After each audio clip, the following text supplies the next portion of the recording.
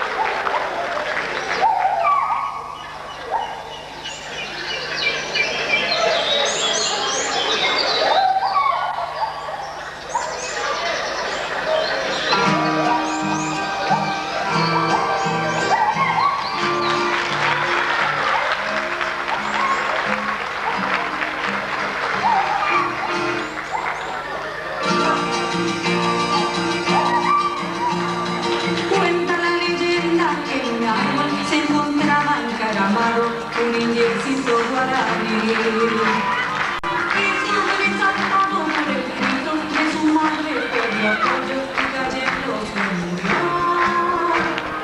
Y entre los brazos maternales por extraño privilegio en suelo se convirtió. Andando, mirando aquí, mirando allá, mirando se alejó.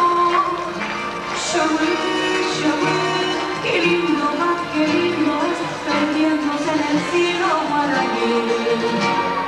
Y desde aquel día se recuerda el indiecito cuando se oye como un eco al Shogun. Es el canto alegre y alguero del gracioso naranjero que repite su cantar. Salta y picotea la naranja que es su fruta preferida.